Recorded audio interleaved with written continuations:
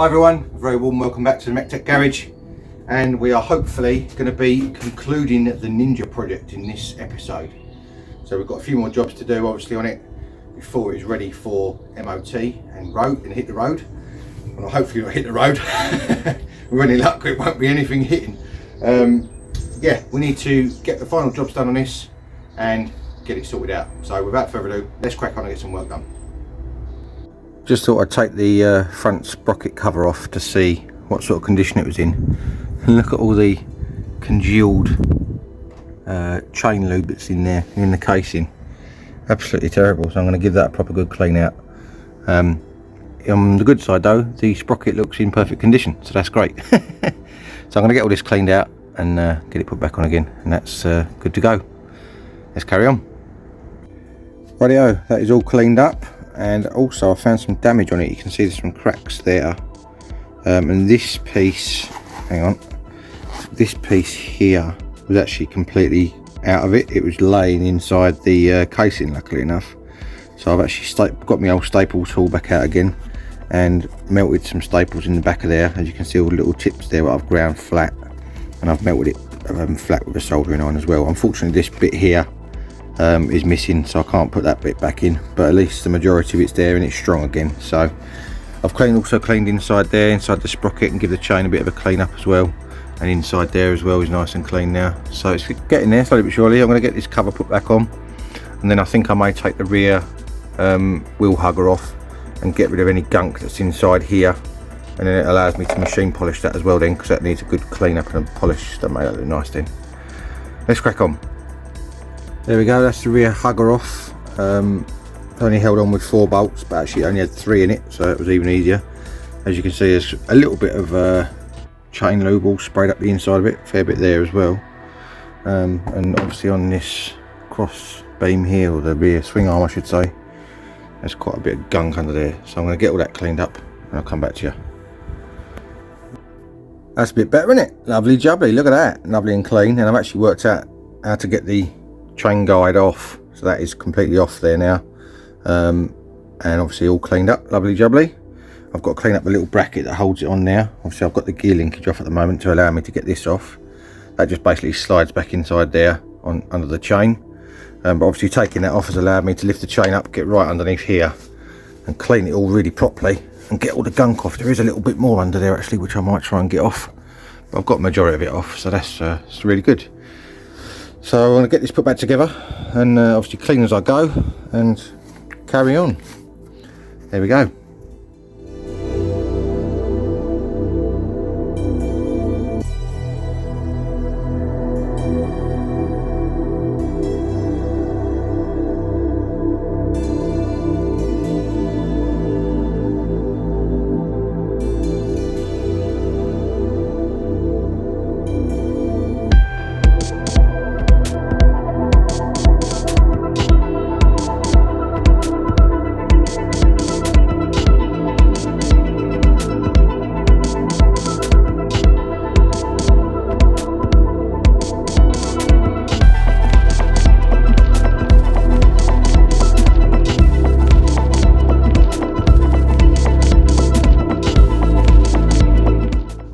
Well, as you would have seen from that bit of time lapse, the hugger is all polished now, machine polished, and the back of it I've got all the manky chain lube off of it, got that all nice and clean again. And I've also spent a bit of time properly cleaning up the chain and the rear wheel. As you can see there now, that looks absolutely lovely. So we are ready to put the rear hugger back on, and then we can move on to probably cleaning all the mank under here. Because it's all got sprayed up there where the chain lube's gone up there as well, so we'll maybe have to address that as well. Slowly but surely it's looking really good. Top banana. There we go, rear hugger is all back on, looking mega shiny, lovely jubbly. So this side is now looking how I want it to look, but unfortunately this side isn't. So the next job is going to be to sort out that manky exhaust. Now to get that, I was going to do it on the bike, but I think I'm going to take it off. I'll just zoom you out a bit. It's basically 3 bolts here, 1, 2, 3. I've got 2 of them out already. Of course, got to get that inside one out there, and then 1 bolt on this clamp, and that should just release the can on its own then. and then we can get all round it to prep it all properly, sand it all back so it's nice and smooth. I've got a new can of high temperature black paint over there, and I've got my high temperature lacquer, some left of that over there from when I did the downpipes. So we're going to give that a bit of a rub down and prep up. Rub down and prep up. You know what I mean. And hopefully get this looking like it should do again. I'll come back to you in a minute. There we go, exhaust can is off. As you can see, it's got a little bit of pipe that actually goes inside the end of this can. I was wondering whether there was a gasket or not that I would have to replace, but it doesn't look like there is one, which is kind of good news in a way, because it means I haven't got to worry about it. There's a little bit of stray baffle that was lurking in the edge of the pipe there, which I've got out, so that will stop that rattling, so that's good.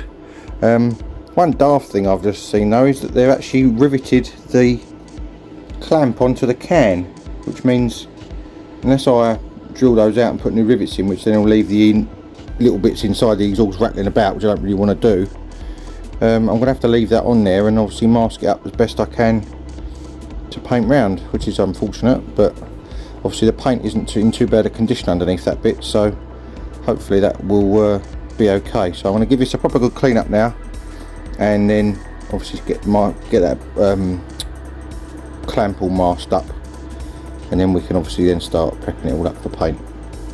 Top banana, let's carry on.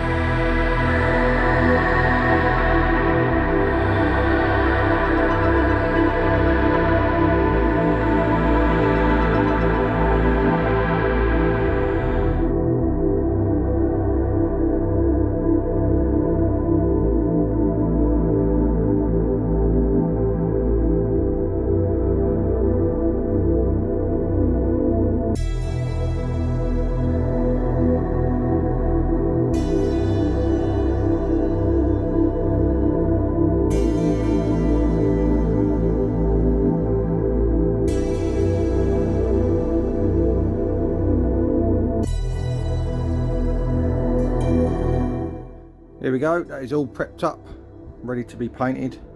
As you can see, I've managed to get the rubber bits out of that bracket, which has made things a lot easier to mask under that bracket there.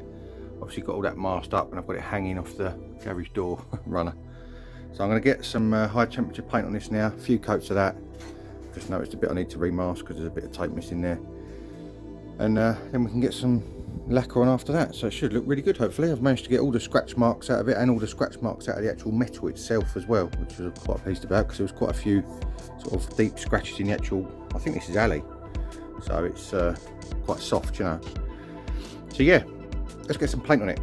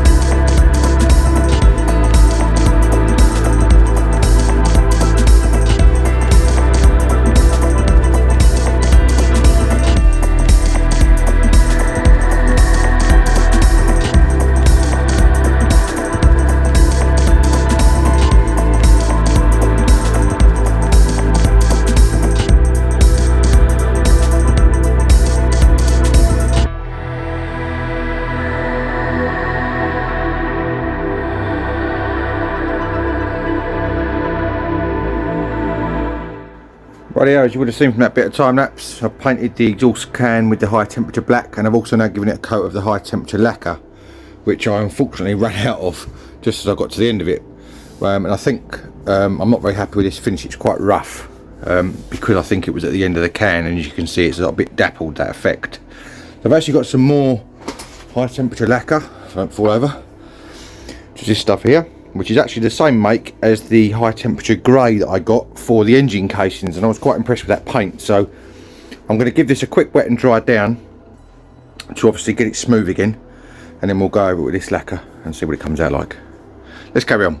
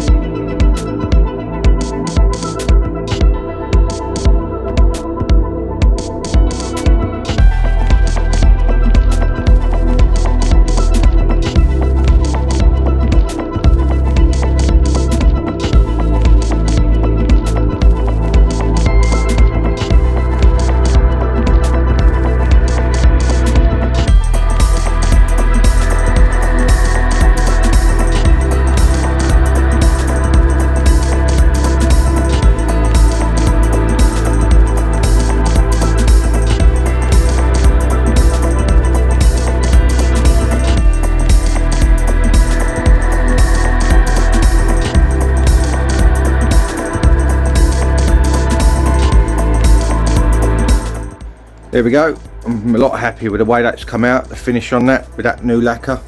It's a nice drop of paint that. I tend to find with the high temperature paints that they tend to not lay on as nice, but that stuff's not too bad. So hopefully that'll dry to a satisfactory finish.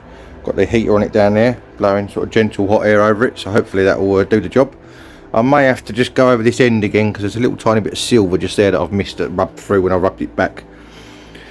Now the problem with doing that and making that bit look so nice is now this bit don't look very nice. So I'm going to mask all this up on here. Obviously this bit doesn't matter so much because this bit's inside the can, but I will clean it up so it's all nice and rust free again. And I'm just going to run a scotch pad over this, maybe give it a very light dusting of the matte black, or the high temperature black I should say, just so I know it's the same black, because I did go up to about here anyway when I did the downpipe, so it went right the way underneath the bike, all the way under here, stopped just about here. So I'm going to mask all this up. We'll give this a little scotch back and a light coat of black, and then give that coat of lacquer as well, so at least it will match the finish on that, because otherwise that's going to look absolutely mint and that's going to look terrible. So yeah, that's the plan. Let's carry on.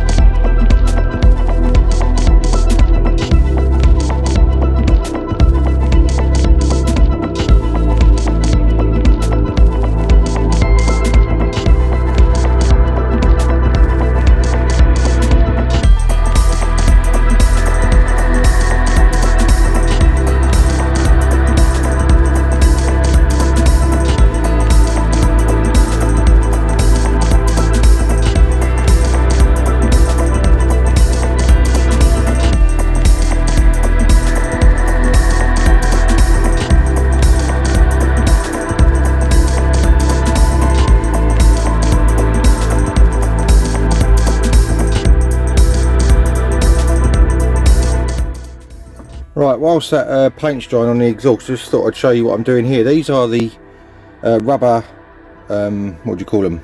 Sleeves, spacers, whatever you want to call them, that go in between the exhaust and the clamp on the exhaust can. And you can see they're well out of shape, well they were. These two, I've just used a hot air gun on, the old heat gun, and got them really hot, and they've actually gone back into virtually the right shape. Not quite, but a lot better than that. So I'm going to go over them again probably, and go over these, and hopefully they'll be roughly the right shape for me to manipulate back underneath that clamp again when we put it back on. So they actually sit under the clamp, because before they were all poking out the sides and like that, basically all ripply and horrible. So should hopefully tidy it up a bit with any luck. So I'm going to carry on with this, While the paint's drying, it's a nice little job to get done and carry on from there. Let's crack on.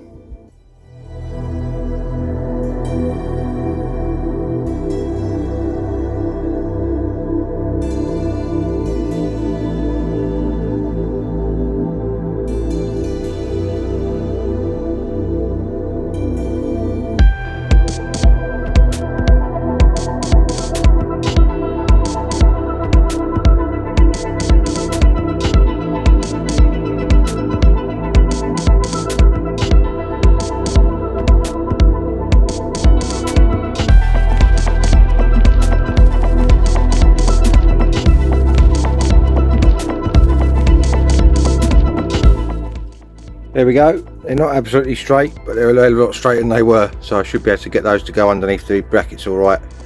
And once they're all clamped up, they shouldn't go anywhere, so that's great. Another job ticked off the list.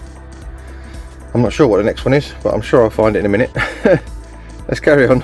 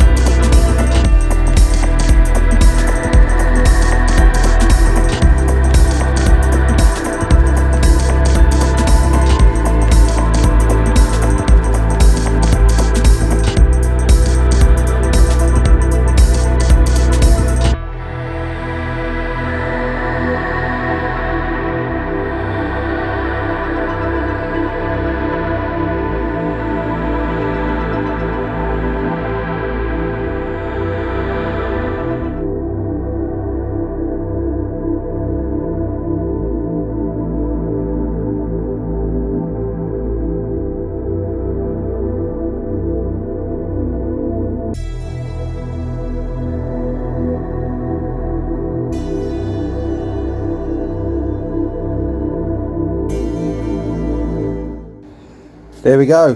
Hopefully you'll agree that is a marked improvement on what was there before.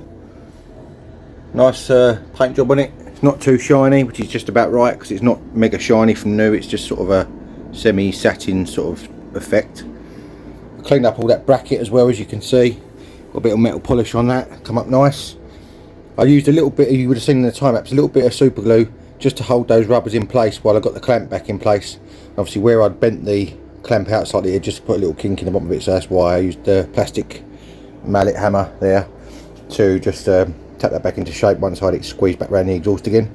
That's all bolted up lovely. So that's this side on the rear end, looking a hell of a lot better now. I tried to get a little bit of paint in the end of that exhaust as well, because it was a bit rusty in there, and I got the wire brush in there and cleaned all the rust out, and obviously got a little bit of high temperature paint. I didn't do any lacquer inside, because obviously that would look a bit weird being shiny inside the exhaust, but just did the black, and come out nice. I think that's pretty reasonable, that. Quite chuffed where that's come out. So, not bad for an original exhaust. Lovely jubbly.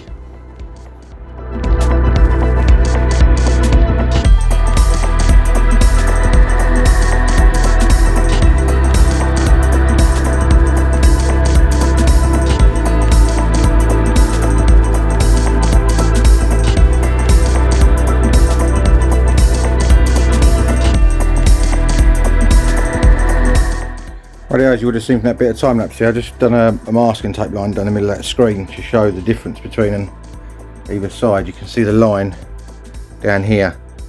Now it's not absolutely perfect, so I think I'm going to actually have to take the screen out and polish it on the inside, because it's actually scratched on the rear of it. So I want to take it off. It's only held on with these little screws around the edge, so it's easy to get off. Before I do that, I'm going to polish the rest of the outside. I'm going to polish the nose cone, and then I'll pop the screen out and we will see if we can improve that some more. Let's carry on.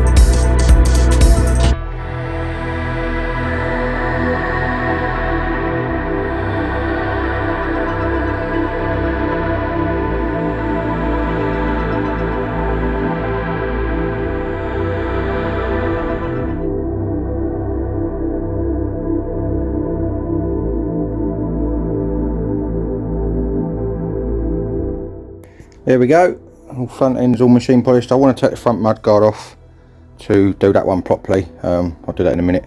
But that screen's come up pretty well. It's got a few marks still in it, but nothing really. Pretty chuffed with that.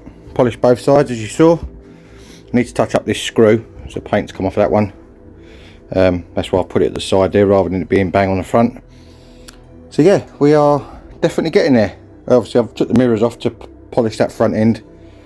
I need to put those back on again. I'm not sure whether I'm going to paint them or not yet though, because they have got a few chips on the arms. But obviously that's on that ball joint, so I don't want to sort of stop that from moving around too much. I might just touch it in with a bit of black, just so that it's presentable, you know. So yeah, we are cracking on. Lovely jubbly, let's carry on.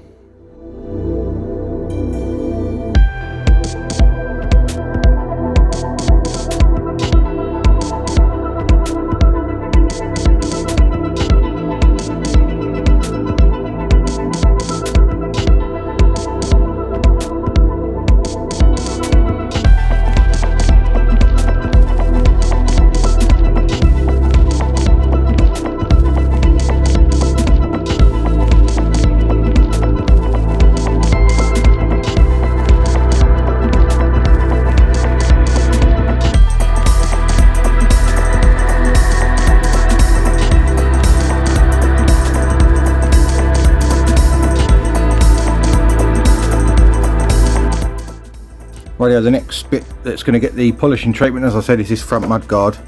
Now I do need to take it off to obviously do it properly. And to do that there are, I think, 4 10mm in here, one either side of the fork, so they're a bit fiddly to get to with the wheel on, but with a ratchet spanner should be able to get that off. So I'm going to fiddle around with that, get that off, and I'll come back to you once I've got that off.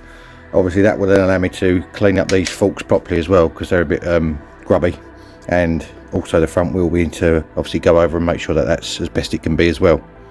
So we are getting there slowly but surely. I think this is the last job on the front of the bike as such. Everything else is all at the back still, as far as the rear fairing or panel work I should say around the rear light and whatever else. I want to take the grab handles off up here, and they need painting.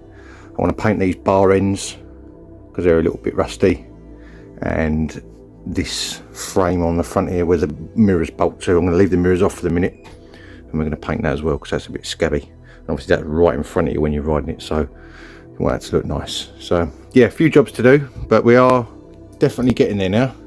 It's coming together. Top banana, let's carry on. There we go, with the mud guard removed.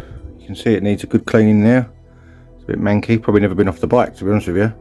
It's got this pyramid extra sort of extender on the back of it, which obviously helps with the spray not going all into the, or the stones and things not going into the red, which is quite cool, so that's good. It does need a little bit of fettling because it looks like it's been rubbing on the wheel slightly, so I need to sort that out, but we can do that now when it's off. You can see the forks are in a pretty dirty condition, but they shouldn't take too much to clean them up, and these little carbon fibre guards I think have been put on. I want to take them, just pop those up like that, look. You can see in there, just clean underneath them so they're all nice and clean as well. So yeah, we are definitely getting towards the end of the jobs now, so it's good. Let's carry on.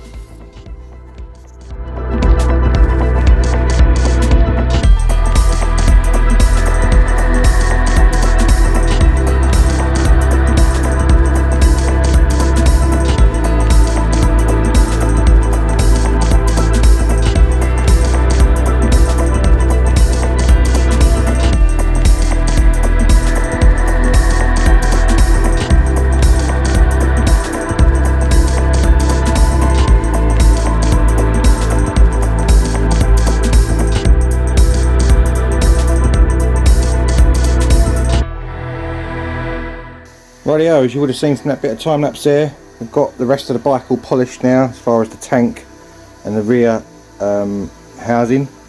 Just put the seat back on temporarily for now because my daughter wanted to sit on the motorbike and pretend she was riding. So that is looking really good. So that is all lovely and shiny. As you would have seen, I've took the grab handles off the back, and I've also taken this little framework off the front here, and I've got all those on here prepped, ready to paint, because I had these had all marks in them where they had stuff tied around them, and it obviously scratched the paint off. And this had a little bit of paint flaking off in the corners and various areas where it just corroded. So this is obviously right in front of you on the bike, so I wanted that to look nice, because obviously you're looking at it all the time. And these are on the back, and obviously I didn't want them to look tatty either. So we're going to get these hung up on either some metal rods or some wire, get a coat of etch primer on them, and then we can get some black on them. Let's crack on.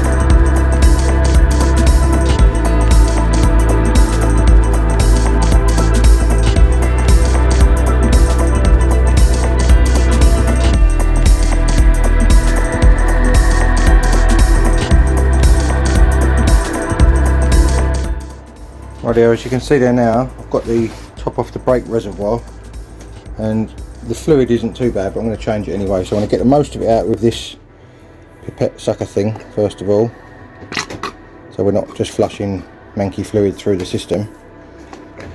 I'm going to get the most of it out of this reservoir like this, and then once I've done that, I'll fill it full of new stuff, and then we can put the vacuum bleeder on the caliper end and suck what's left of it through the line until we get new stuff through. That's the theory. So that's empty now, down to the top of the line. We'll put some fresh stuff in there, and then we can go to the other end and bleed it through. Come back to you in a second. Right, I didn't film this bit because I wasn't sure how it was going to go, to be honest with you, but I used the vacuum bleeder, as you can see down there, and it didn't pull anything through. And because the rear brake is operated by that pedal there, I just used the pedal to pump it through. As you can see, I've emptied the reservoir down to the very bottom, so it's still covering the hole, hasn't sucked any air through, so we've actually pulled a whole full lot of reservoir of fluid through, and that is bled now. I mean, it worked before, so I know there wasn't anything wrong with the brakes, and I didn't get any air out of it, but I just wanted to put fresh fluid in, so I knew that it was going to be alright. So that one's done now. I'm going to retop that back up again, and obviously then we can do the front one. I'll try and show the front one on video a bit better, so it's obviously showing you what we're doing. Let's carry on. Right, I've refilled this rear reservoir, if I can say it.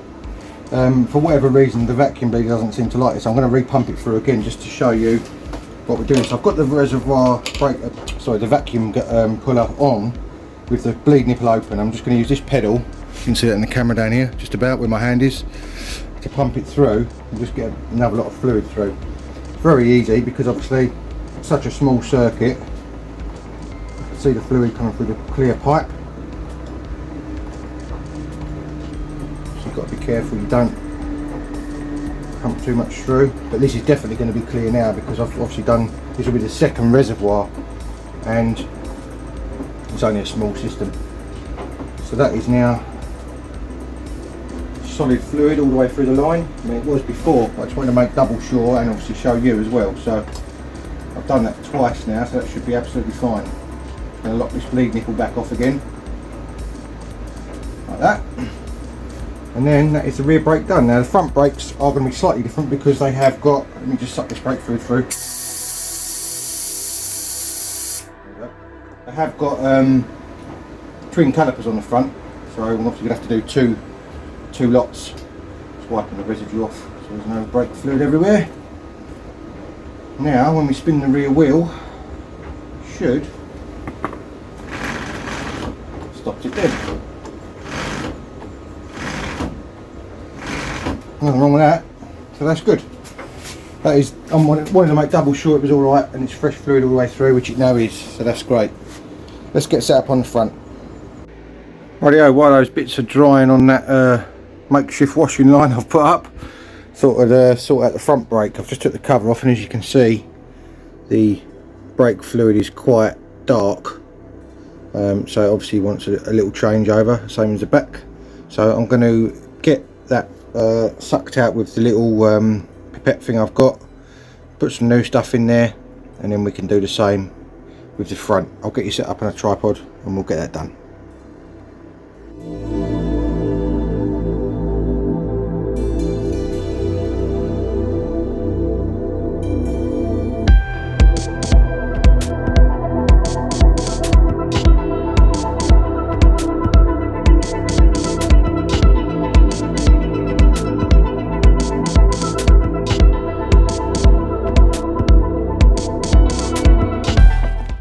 Rightio, here we go then. They've had 3 coats of black, and I actually ended up using on the last coat some smooth hammerite black, so it's got a nice tough finish to it, and they have come out really nice. So now they're all dry. They've been hanging up there for probably a day or so. We'll get them fitted back on the bike, and should look nice and tidy. Let's carry on.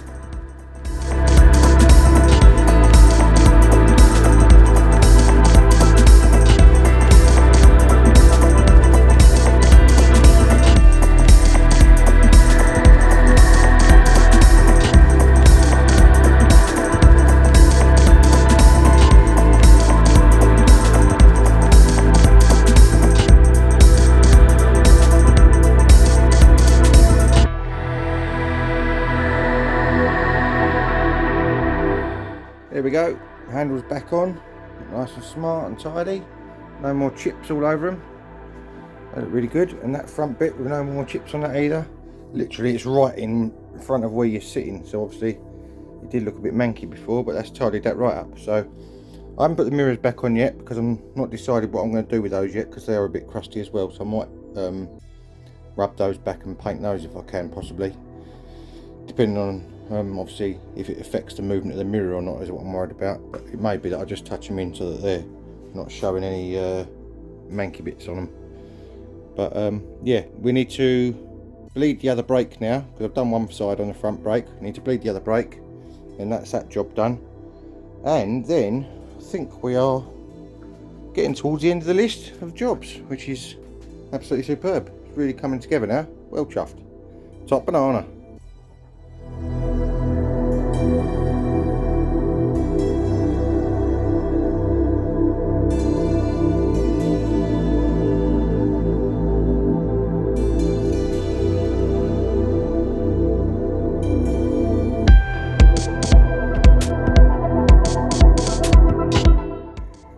Right, I've got these bar ends finally painted.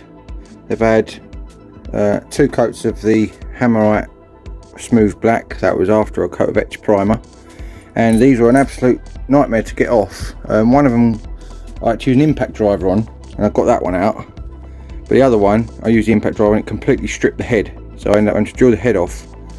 Obviously then the bar end came off easily, and I could then get some grips and some heat on the rest of what was left and undo it. You can see how much thread locks on it, so it was never going to come undone easy. So I've actually got 2 new stainless steel hex head countersunk bolts, so I'm going to get these put back on, and that is one of the final jobs. I think the last job is the mirrors. I still haven't decided what to do with them yet. They're up there, look, so I may just put those back on for now and see if we can get an MOT. So I'm going to get these on and I'll come back to you. Here we go, nice simple job that one.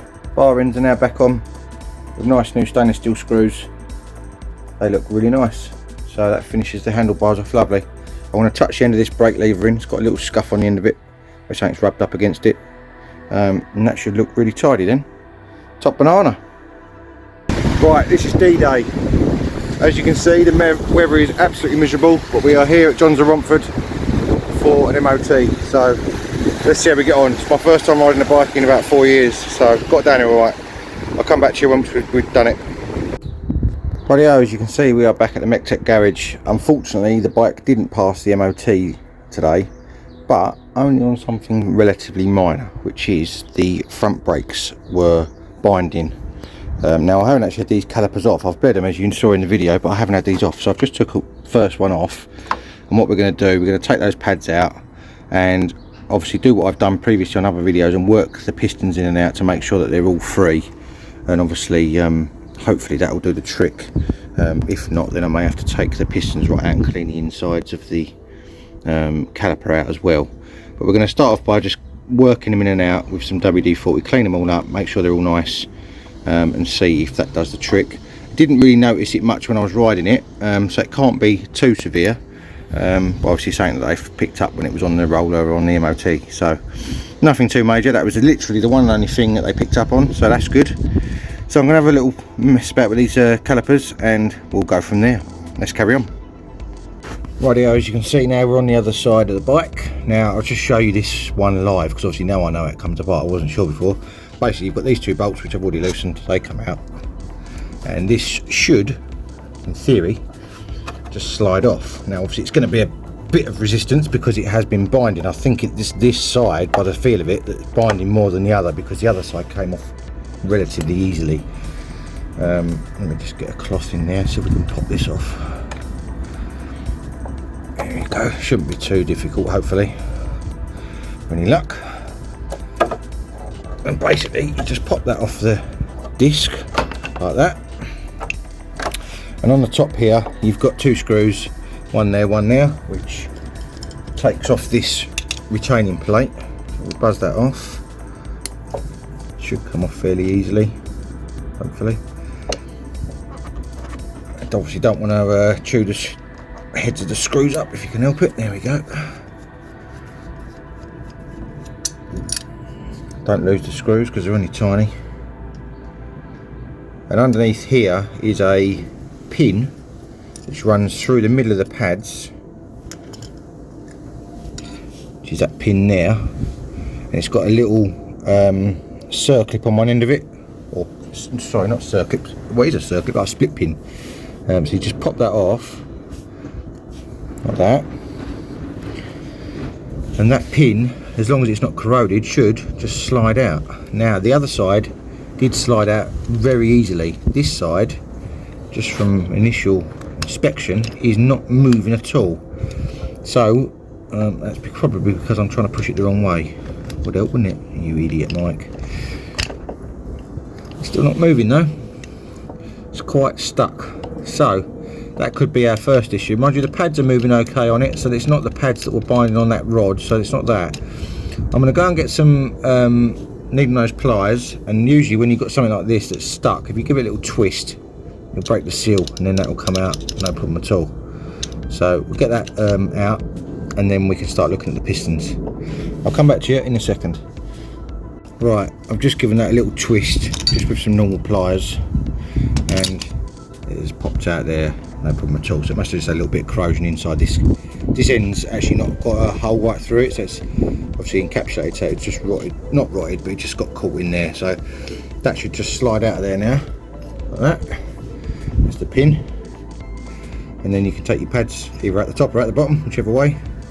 As you can see, the pads are probably about half worn, I guess. Not even that, to be honest with you. They probably haven't got loads of meat on them to start with, because bike pads don't tend to have a lot of meat on them. But as you can see in there, there is a little bit of corrosion around them. So what I'll do, same as the other side, I'll pump the brake lever, get these pistons to come out. We'll give them a spray up with some WD-40, clean them all up. Hopefully they'll all still be in good condition, the same as the other side were. And we can get them all moving in and out lovely and free, and hopefully that should cure our brake binding problem. I'll come back to you when I've done a little bit of cleaning and go from there. Okay, I've got that cleaned up initially, and as you can see I've pumped it out. Now this one initially, where I've got the clamp, came out on its own, no problem at all. So I've pushed that one back and put the clamp around it so that it holds it in.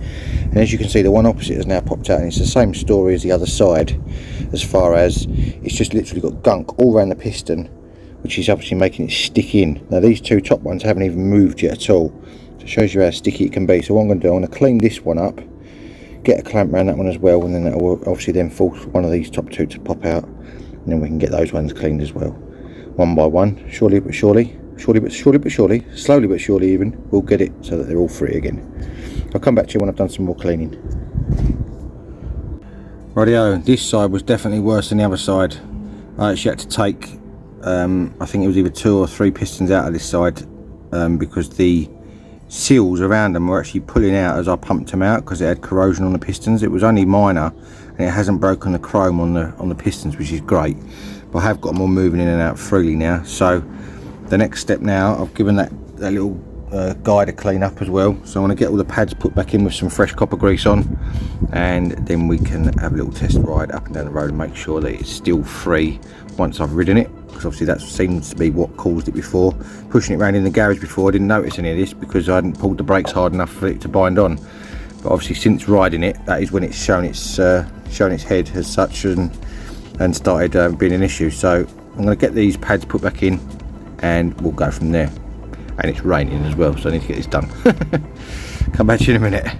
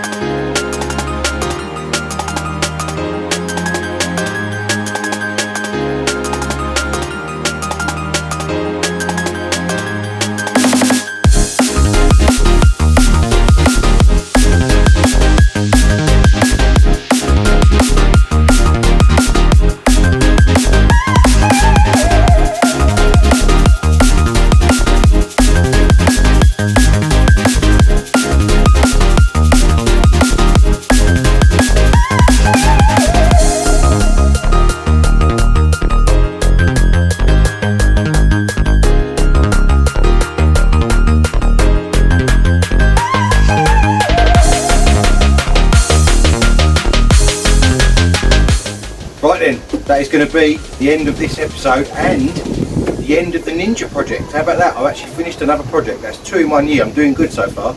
So this one is completely done. It's MOT'd now, back on the road where it should be, looking lovely. Give it a nice cut of wax. It feels like glass now, so that's great. In fact, I leant on it a minute ago and almost slipped off, so shows you how smooth it is.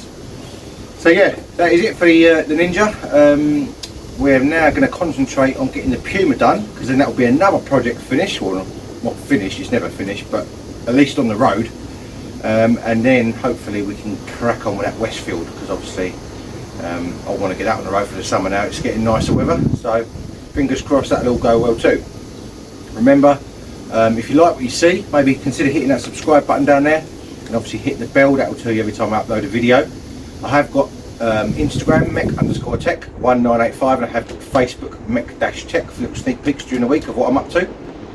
And all that is left for me to say is thank you very much for watching, all of you, because I've now over 600 subscribers, so very much appreciated. And if you want to join me soon for more automotive adventures, I'll see you again next time. Cheers guys.